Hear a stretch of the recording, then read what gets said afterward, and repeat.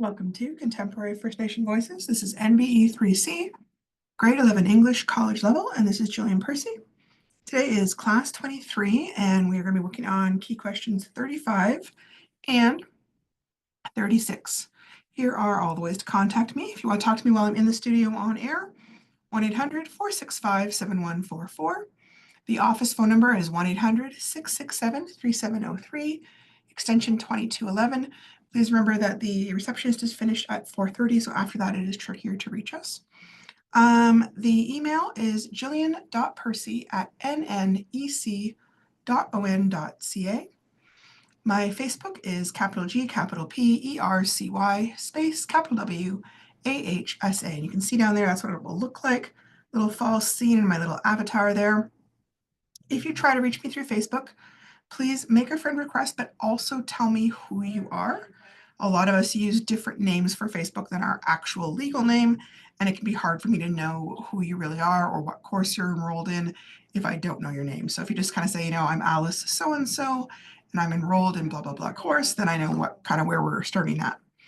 If you want to watch previous classes, there are two different YouTube channels. There's my teacher channel that is also called G Percy Wasa. And there is a playlist called 2025 NBE 3C. There are previous versions out there by a different teacher, but I've changed the course quite a bit, so don't use those. Please use only mine. It is also on the Wasa Distance Education YouTube channel. That's the school channel that has all the courses that have been taught this year so far. And if you take a lot of courses from us, that can be a really handy little way to do it. All right, how to hand in work. There are so many different ways you can hand in assignments. First of all, if you are in a community that has a learning center, give it to the DEC at the learning center, ask them to scan it and send it to me. Always hang on to your originals because a lot of the courses ask for portfolios, and if you want to change anything, it's good to have them. You can also fax it to us, 1-800-463-7852 if you're in Ontario, or 1-877-990-2023 if you're anywhere else in Canada. If you are faxing it, please make sure that your print is dark enough. For some reason, the fax machine comes up very light. You can scan it yourself using a scanner app on your phone and then send it to me, which I will explain how to do in a few minutes. You can also mail it to me if you absolutely have to, but this is not my preferred way. It takes a long time to get to me. Sometimes things get lost. Always make sure to hang on to the originals if that's the choice you make. If you do your assignments on Google Docs, you can share it with me. You can also hand in assignments by photograph through Facebook or email.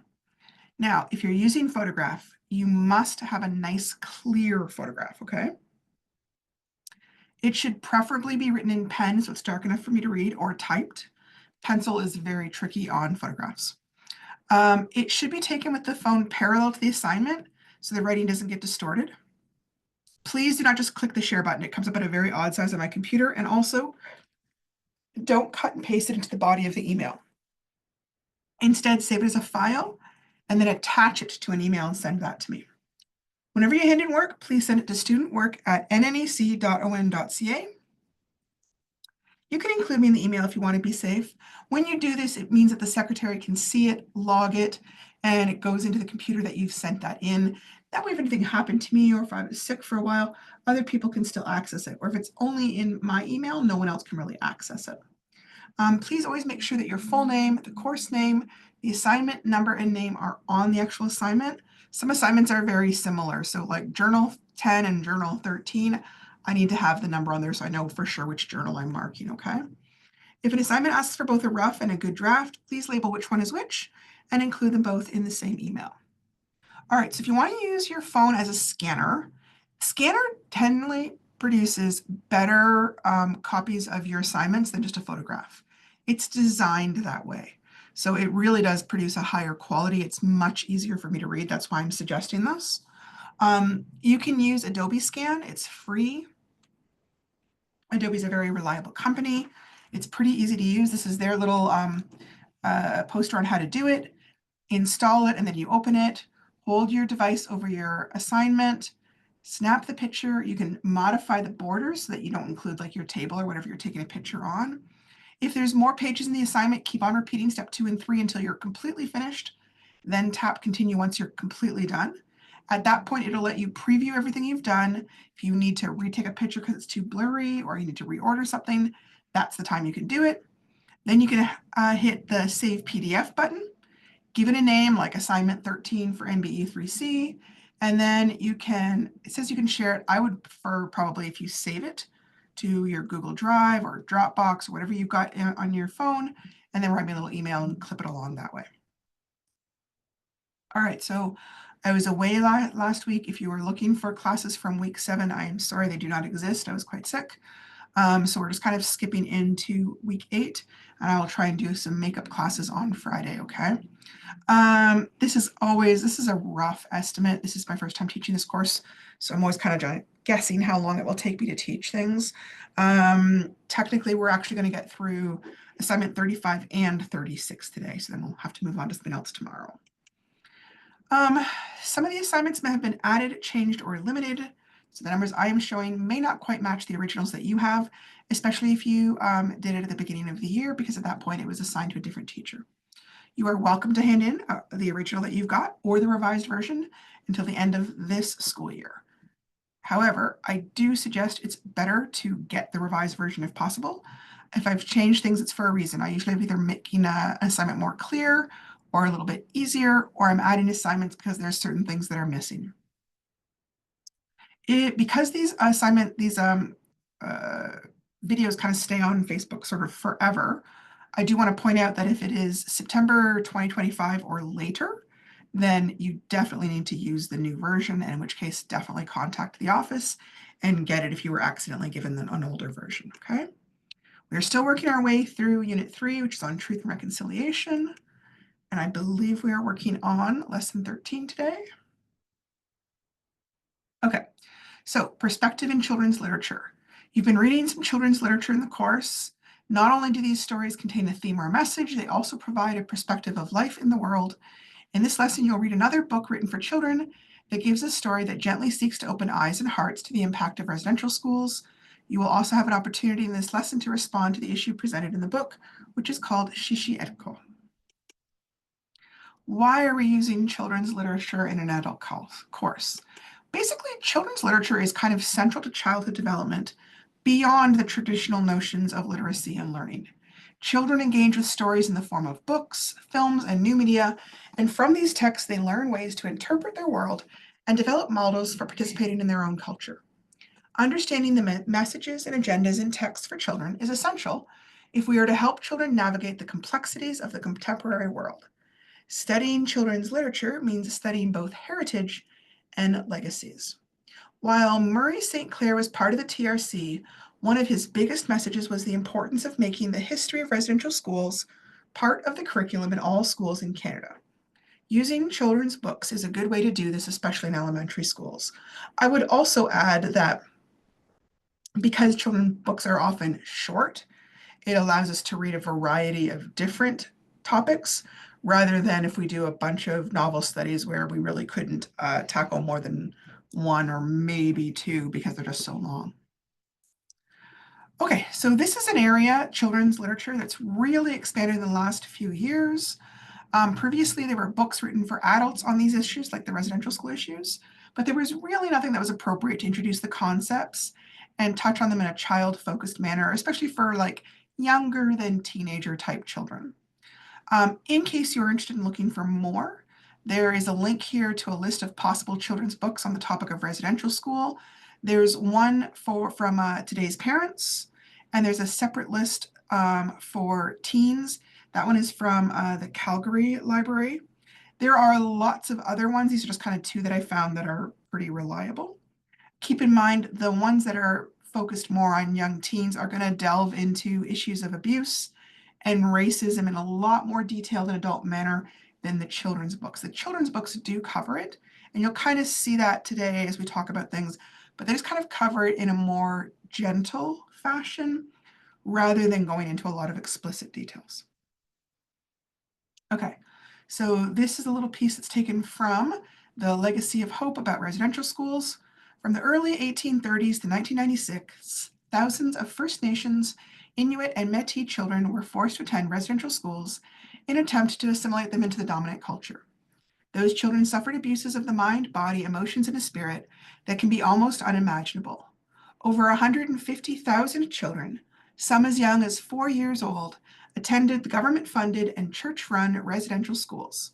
It is estimated that there are 80,000 residential school survivors alive today. Today, healing initiatives are taking place in every region of the country, in cities and small towns, on reserves and in rural, remote, and isolated communities. Sharing circles, healing circles, smudging, sun dances, potlatch, powwows, and many other ceremonies have been revived in the last few decades, providing a multiplicity of positive models, not only for healing, but for people to reconnect with their cultural roots. Reconnecting with culture provides an empowering focus in life. People who have a strong sense of their culture have a strong sense of self. Okay, so we're going to talk a little bit about how to write a personal letter because that is going to come up in our assignment. So I want to kind of tackle it now before we get to the assignment. So with the introduction of email and social messaging media such as Messenger or Discord, many people might not have written a letter before, especially if you're a bit younger. There are a lot of reasons why you might want to write a letter instead of an email. Some people feel that a letter gives you more space to write a longer letter to a friend. A letter written to a business is sometimes treated more seriously than an email or a Facebook message to that same business. Letters can also be useful if you want to send something physical as well, whether it's an information package or a brochure or some sort of small gift. Also, some matters are unwise or even illegal to write about in an email, such as personal health information or financial information that could easily be hacked and spread to others. So there are reasons to know how to write letters, even though I know some people out there may think that that's kind of old-fashioned. All right, business versus personal. A personal letter is somewhat different than a business letter. A business letter is usually going to have a very specific purpose, and it will generally be as short as possible in order to accomplish that purpose. They're usually written in a pretty formal tone because they're representing a business. They may be written to a pretty wide variety of audiences, customers, clients, suppliers, shareholders, or even their own staff. A business letter is always typed. Personal letters. Personal letters have a much wider range of possibilities. They may have a variety of purposes, like from informing someone of new events in your life, writing entertaining anecdotes to a friend, expressing sympathy for a loss, or congratulations on a promotion or graduation. Personal letters can also be written to a business to complain about an issue or suggest an idea for a new project. A personal letter can be written to any audience. It might be a colleague, a business contact, a stranger, or a friend. These letters can be written in a formal or an informal tone, depending on your audience and your purpose. And a personal letter can be typed or it could be handwritten. It doesn't matter so much when it's not a business. Letter formatting. There are two main formats for a business letter or even a personal letter, I would say. But we're going to focus on business letter right here. Block format or modified block format. Block format has all the information lined up on the left-hand side of the page, right next to the margin. Modified block format will have the address, the greeting, the body, and any enclosures lined up on the left-hand side. But any headings, closings, and signature are usually aligned to the far right margin, might be centered, or usually about 2/3 over to the right. It kind of depends on the business. Most businesses will have a preferred template that they want their staff to use. A lot of people kind of default to the block format because it's so much easier. Personal letters can use block or modified block format, or they may be written even more informally with very little concern for margins, depending on their audience and their purpose, right? So here are some examples. This one, oh, I didn't even write this. This is properly the block format, okay? All right. And you can see everything is lined up along this edge. It's nice and neat. It works really well when you're doing computers. And I feel like it's really become kind of the default way people do it. This is the modified format. This is what I used to see a lot more when I was younger. And so you see, this is kind of, I would say it's probably centered. The address from the sender, the date, then the address for the recipient, the body, and then back over here, the closing, and the signature are all lined up back to the center again. Sometimes you might see them right aligned. I don't see that very often, or a little bit more over, okay? That's kind of what's called the modified block format. All right, the parts of a business letter. First of all, a letterhead. That's only used for the business letters. Very few people have a personal letterhead unless you're like somebody super famous, in which case it's kind of you are using it as a business. Most companies will have a specific letterhead that they want you to type letters on to kind of show that they're official, right? There will also be a name and an address of the sender unless it's already included in the letterhead, which it can sometimes be. Then there will be the name and the address of the recipient. Always try to have the name of someone specific the letter should go to, even if you have to call to find it out. Date, this is the date the letter was written. It should be written out January 15th, 2018, because sometimes letters get lost or they take a while in the mail. When the person gets it, they want to know how long ago you originally wrote this letter, right? Reference. This is only used in a business letter. It gives you a short description of what the purpose of the letter is, like lost invoice, account number 23654, kind of a brief little thing that can help people usually kind of organize their files. Then a salutation, or what we would call a greeting. Dear plus full name is really typical, as long as you know the person's name. Dear sir or madame is often used if you're not sure.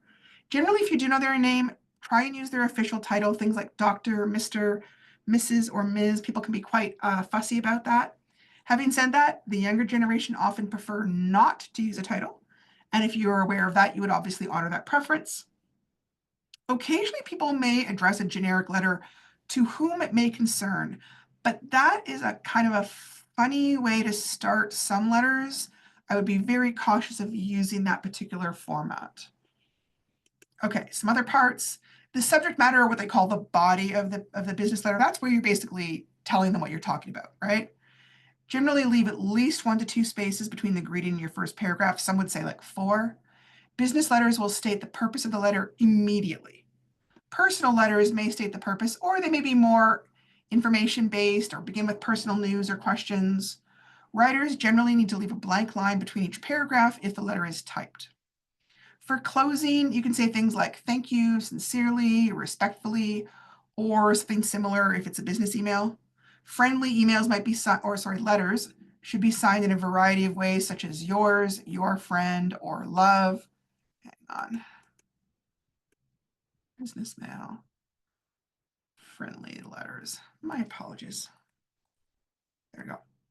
Signature. This should be the actual signature of the person the letter is from, although sometimes bigger businesses will have like a little stamp they use. It may be very different from the person who wrote the letter or typed the letter. Usually the signature is in some type of cursive, and then the actual name will be typed beneath it so that the spelling is very clear. In the old days, I don't know if this is still done, but the typist initials, whoever typed it would also put their initials there. That way, if there were problems with the letter where it was slightly different from what the original person intended, they could take it up with the typist, right? These days, I think a lot of people just kind of write their own letters, but in bigger businesses, that may not be the case. Enclosures. If you've included anything in the envelope, this is where you would tell them what you've included so they know to look for it, or also know if it went missing. Okay, parts for a personal letter. Personal letters generally have way fewer parts. They may or may not include the sender's or recipient's address. If it's a friend, they probably already know your address, but if it's a more formal letter, then maybe you would. A letter written to a business is more likely to include that information because the person who reads the letter may also not see the envelope with the sender's address. Like it's really common for some businesses, the secretary opens all the letters and they would just put things in the garbage and put it in whoever's mailbox needs to see it. A personal letter is usually going to include the date, some sort of greeting, the body, and then some sort of closing with a signature. Below is a sample of a personal letter. Okay, so here's an example. Here they did include a little bit of an address, then the date over here. Dear Maya, thank you very much for your last letter. It was great to hear from you after so many months. You seem to be having a nice time in France. Thanks also for the photographs. I absolutely love that snap of yours standing in front of the Eiffel Tower. France looks stunning. Someday I would definitely like to go there. There's not much happening here. I am busy with my work and kids. By the way, are you coming home anytime soon? If you are, let me know the dates and we can arrange to meet up. Hope to see you soon. So they've used a modified block format. They didn't have to, there's no rules for a personal letter. They could have done block. They could have written it without any kind of formatting really at all if they wanted to. So let me just kind of grab the slide. Here's an example of what I mean here. Sees how this person, they did put the date on. They didn't even put their full name. They wrote a little note. This is totally fine as long as you're talking to a friend. Obviously, you wouldn't write a letter to a business that way. Okay, so in our upcoming assignment, we're going to be writing a letter in response to a book that we read, and our audience is going to be a fictional character who is a child. You can write this as if this were a child that you know, or as if it were a child that you've never met. Your purpose in the letter is to encourage her and comfort her, but your purpose in the assignment is to show me that you understood the book and to make personal connections between the experiences of the character in the book and experiences that you or your family may have had. Your letter should make specific references to plot events and the characters in the book. Please avoid a vague or generic letter that might be comforting but doesn't reflect the actual book we read. Sometimes I have students do this, and I know they sometimes think it's not super obvious, but if you write a generic letter that never mentions the kid's name or any actual event that happens, it's usually really obvious that it's because somebody didn't read the book. These are not long books. It will not take long to read. When you're writing it, please make sure you include details that show me that you read the book, okay? Okay, things to think about when you're writing to a child audience. Even though I read everything for this letter, I'm not really your intended audience. The child in the book is who you're really writing for, right? So how you'd write to your teacher and how you write to a child is very different. For this, I want you to more or less kind of imagine or pretend that your audience is this child, okay? So how will your level of language, in other words, like your vocabulary, change if you're writing to a child? How will your sentence length or the structure change? How will the content change, like what you talk about? What might be appropriate or inappropriate to discuss with a child? What do you think a child of this age might understand? What is their sense of time like? How different might this school be from what they are familiar with? What is your imaginary relationship to this child? Are you an auntie or an uncle, an older brother or a sister, a family friend, a neighbor, a complete stranger? Your relationship with this child might affect the content of the letter or the tone with which you write.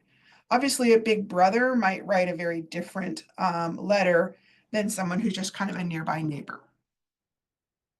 Your purpose is to comfort or encourage her. What words could help you convey that type of tone to a child? Okay. So this letter is going to be relying kind of heavily. It's a reading strategy. We're kind of also using it as a writing strategy in this case. Is the idea of making connections. One strategy that people sometimes use to help themselves understand a book more effectively is to try to make connections between what they are reading and other sources of information. There are generally three main types of connections that people make. Connections to self. These are the type of connections when you compare the events or a character's feelings, words, or actions to similar events or things in your own life. Connections to other texts. These texts could be other books or a movie or a TV show or even a song. You might be making connections by looking at the similarities or the differences between how two writers examine the setting, the theme, the message, the plot, or the characters. And then finally, connections to the world. This is where the events or the characters in a book might be compared to real world events or people, especially if you have not personally experienced what the writer is discussing. So like if I was reading a book about war, for example, well, I haven't lived through a war, but I might have read some news reports or stuff from people who lived through wars and be able to kind of make some connections that way. In all these types of connections, people are basically using what they already know about themselves, other texts, or the world to help them better understand different elements of the text they are reading, such as theme, characters, plot, or setting. And this is a basic principle of learning. Anytime you're learning something new, try to connect it to things you already know and already understand. It will help you remember it better, understand it better, rather than if you're trying to just kind of memorize something and it's just sort of floating around and not really attached to anything. If you think of it, it's like your mind is kind of like a file cabinet and you're sort of placing this new information in a specific file in your file cabinet so you can find it later, which is way better than, say, randomly putting it down a bookshelf and you forget it or someone else puts something on top of it, right? That kind of idea where it's gone into a specific place so your brain can help retrieve it later on when it needs to. All right, so I've written some sample connections because I know, like, I have a wide variety of students from very young to much older, and this idea of making connections, this is something that's been taught recently, but if you're an older student, you may not have done much of this in school. So I'm trying to give you an example of how those kind of things might sound, so that you kind of know what I'm trying to talk about, because I know it's a bit of a tricky thing if this isn't how you were taught, and it certainly isn't how I was taught in school, right? Okay, so text to self connections. Again, this is not based on the actual book. I'm sort of got an imaginary book in my head. In the book, Joe is forced to make a choice between doing what he knows is right and doing what his friends want him to do. Initially, he just goes along with his friends, but as the story continues, he becomes more and more uncomfortable about the lying, the stealing, and the destruction of property. Eventually, he realizes he's going to have to stop hanging out with his friends because he is no longer able to live with the guilt and shame of what they're doing. It would be easy to judge Joe for being weak, but I have been in that situation myself. It's not just a matter of saying no and your friends back off and stop bugging you. I've tried that and it just doesn't work. I had to say goodbye to some friends because there was just no way to continue on a different path unless I did. And it is agonizing to be that alone. You can see that in this book when Joe is lonely and depressed because he no longer has any friends at school and he has nowhere to go on the weekends. I think that if he doesn't find some new friends, that he will go back to that lifestyle. So I'm using what I know and what I've been through to help me understand what the character is going through. Here we've got text to text. That's where we're comparing kind of one book to a similar book. This book reminds me of a similar book that also deals with the issue of peer pressure. In this book, Joe initially gives into peer pressure to do things he knows are wrong. He finally finds the strength to walk away from his friends, in part because of the consequences, but also the emotional support he gets from his mom and his auntie when he gets in trouble. Having them on his side gives him courage. In the other book, which I would normally name if it was a real book, the main character, Charlotte, is never really able to say no to her friends. She just gets pulled deeper and deeper into that lifestyle. In her case, she doesn't really have family support because her dad left her and her mom is at work all the time. When she gets in trouble, her mom can't even be bothered to take time off work to come and get her at the police station. Her friends up becoming her family instead, and the head of the gang, Angela, ends up becoming like a parent who sets the rules and enforces consequences. I believe that that is why Charlotte ends up in jail by the end of that book, but Joe is able to turn his life around and stay out of jail. So here I'm making connections between what things are similar and what things are different and my ideas about why. Okay, so key question number 35, which is about leaving home for school. This is worth 10 marks. Part right. Part one, journal writing on leaving your family. As our students come from a wide variety of ages, I am aware that some of you may have actually gone to residential school, or you may even be currently away from your home, attending a school such as Pelican Falls, Sioux North, or Dean Franklin Cromartie High School. Because of this, I'm now offering two different possible prompts for this question, because the original one only offered one and I felt like it didn't quite make sense.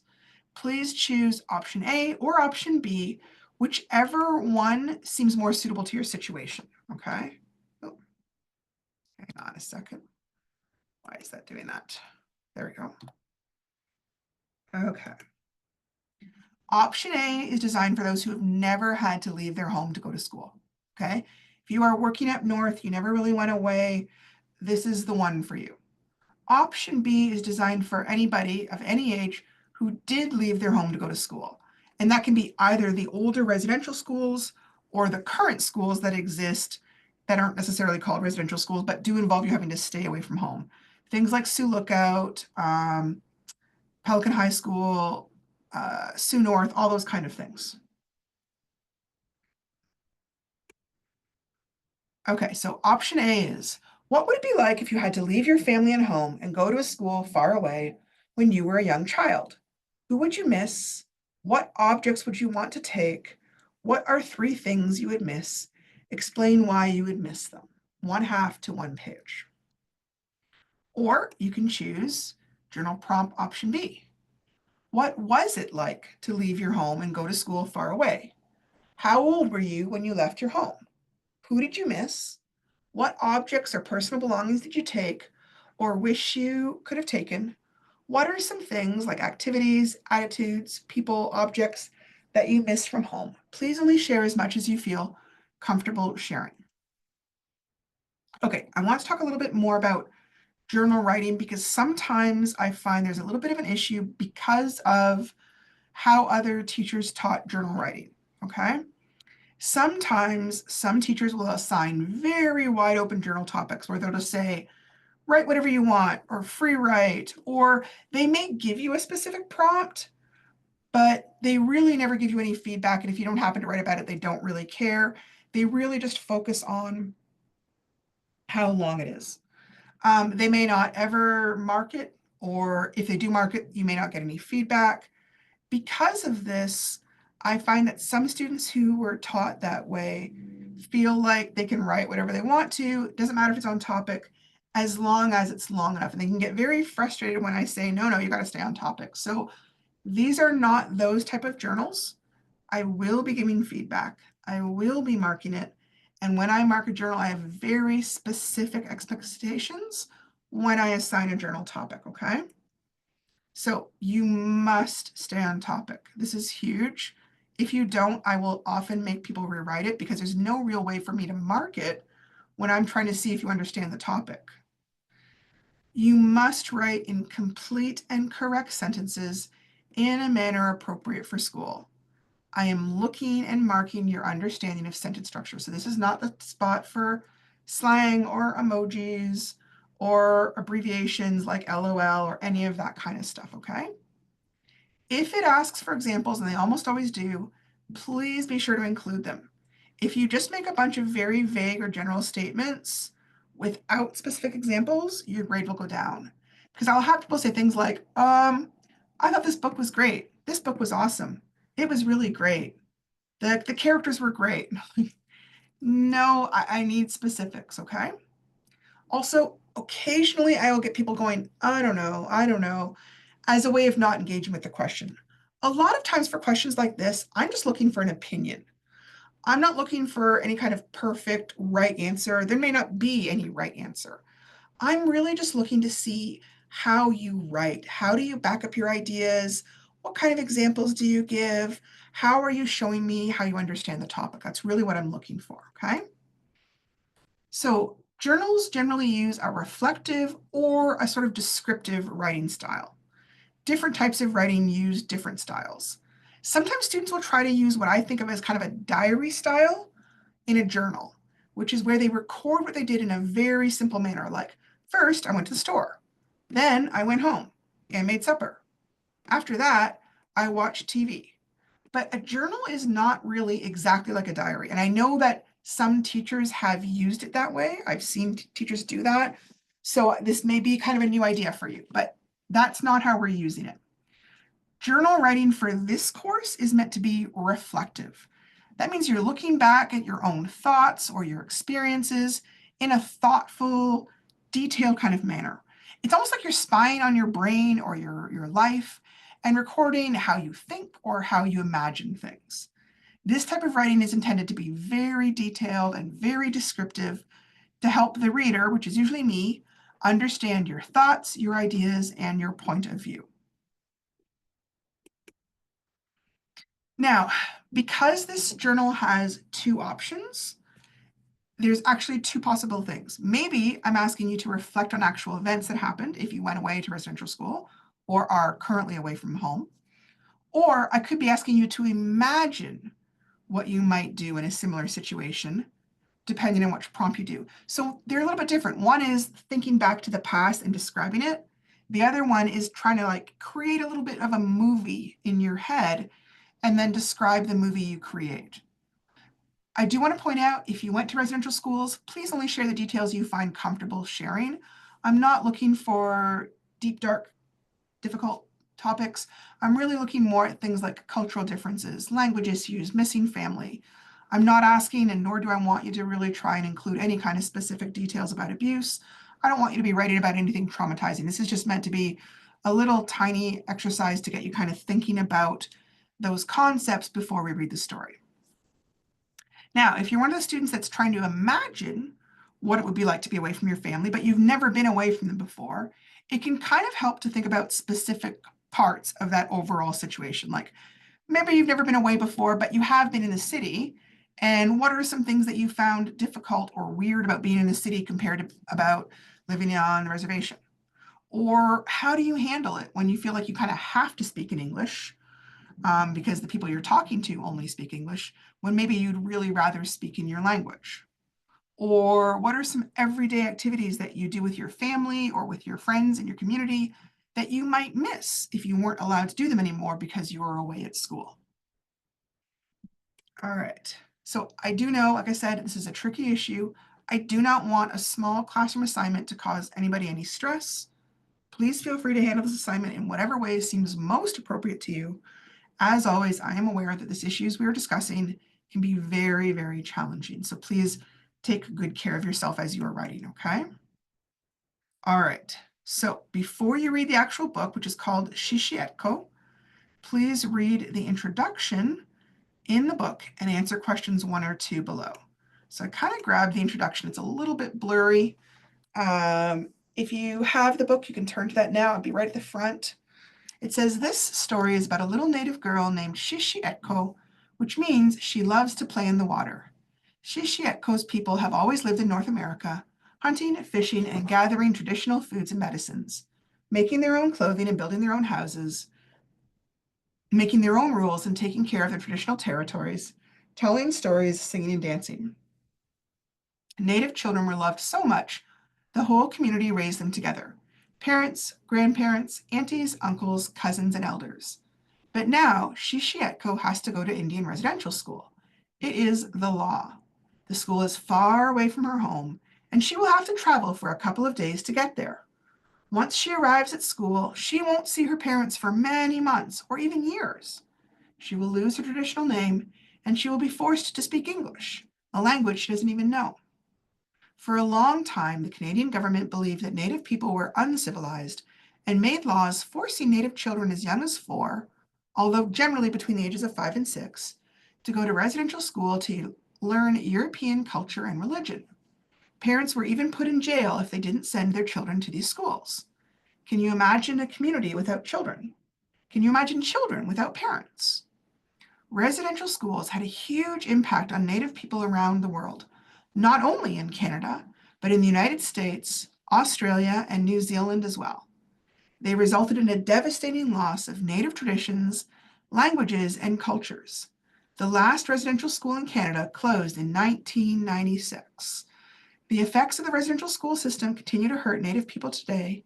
It is said that it will take 7 generations for our people to heal. And that's signed Nicola I. Campbell, which is the person who wrote the book. Okay, so here are the questions. Number 1, did you find there was any new information in this introduction here for you? Do you think it is appropriate to have this information at the beginning of a children's book? Explain why or why not. This is the kind of thing I'm talking about where I want you to explain your thinking, right? There's no necessarily right or wrong answer. You can tell me why you think it is appropriate, or you can explain why you think it's not. But give me some reasons for that opinion, okay? Oh, hang on. Oh, how did that end up over here? Hang on. Just trying to see, did I do this one already?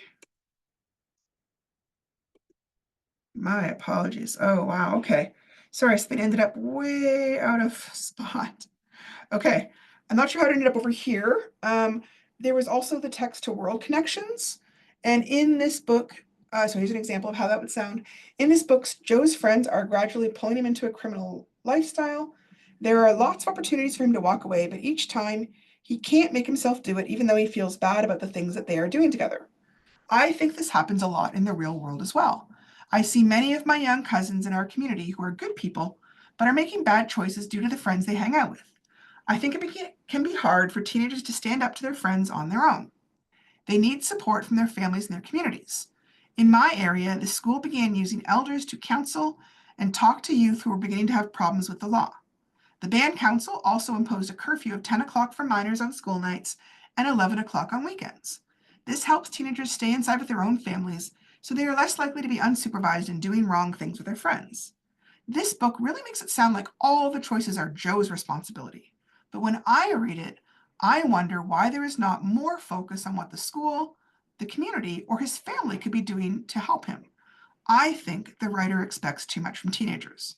So here the writer is engaging with the ideas, but comparing it to not what they've gone through, but what they see happening in the world.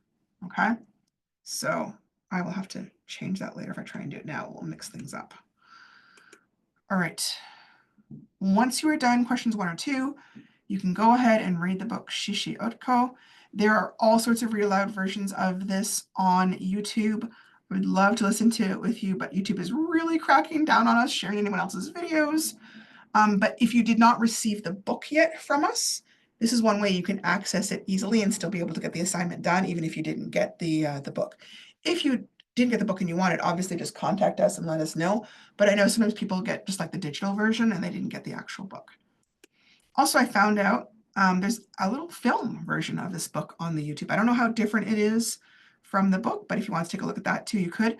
But rely on the book itself to answer the questions, okay?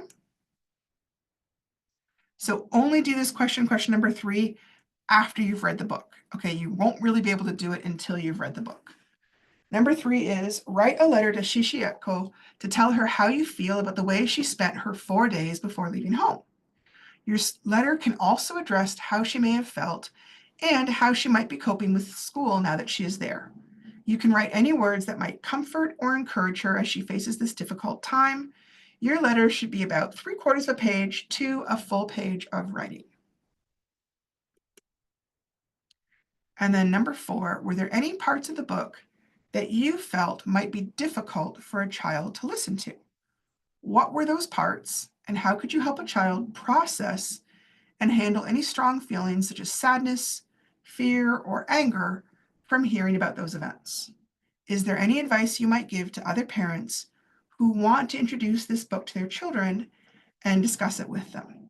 So originally, our students were almost always a little bit older, but I am aware that I have younger students now here who might not be parents, who might find this a little bit harder to answer. So I wanted to kind of give you some possible resources you could look at for some ideas if you weren't really sure kind of how to answer this. So this was an article that was about how to talk about residential schools.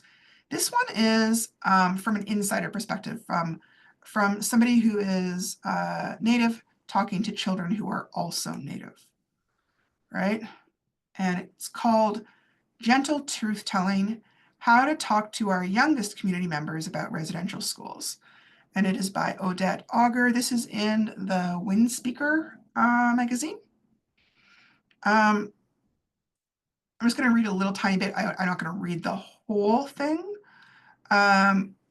She talks a little bit about how she feels it's her responsibility to create gentle door openers for conversations about these type of difficult topics and sharing these very hard truths about collective history.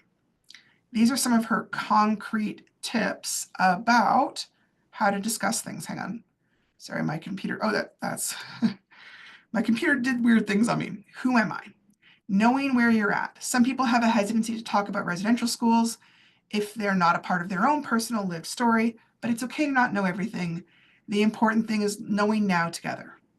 Go to elders for guidance. Not everybody has this privilege, but if you do have elders, you can ask them what they think needs to happen for a conversation to feel safe. You can share that children were hurt, but you don't necessarily need to provide a lot of details about abuse, especially for younger children. This is considered developmentally appropriate. Human rights laws.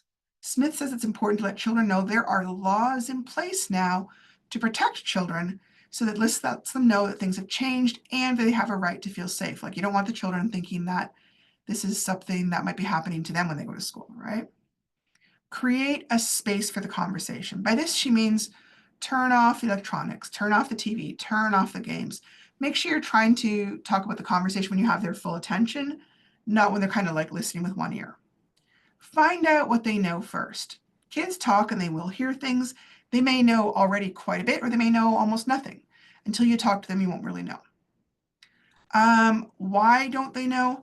This is something you might talk about with older students when you want to talk about, hey, why do you think no one's ever talked about this before? And talk about it, the deliberate attempt to suppress this information. That'd be kind of a good conversation for high school students, for example.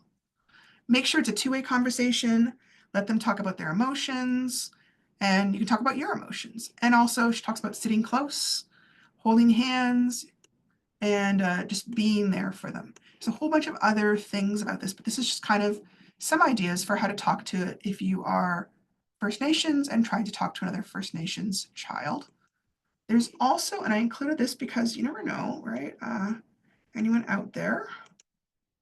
This one is when you're trying to talk about tough books with young children, but you are coming at it from an outside perspective. So somebody trying to talk about what happened to Native people, but they're not necessarily Native themselves, or the child may not be Native, right? That can be hard too. So I don't know if it necessarily will apply to anybody I'm talking to here, but this is another resource. There are other resources kind of more generally out there, but this can kind of just give you some ideas for how to talk about these things in a safe way. If you are already a parent, you may have already had these kind of conversations, and you may already have some great advice on how to handle it. But I do know I've got younger students, like 16 and 17-year-olds, who that may be kind of a challenge. So I'm just trying to give you some other options for how to do that. So that is the end of everything we're talking about today. We will be back tomorrow and looking at assignment 37. And we should be winding up unit 3 really, really soon. Okay? Take care. Give me a phone call or shoot me an email message if you need some help with anything.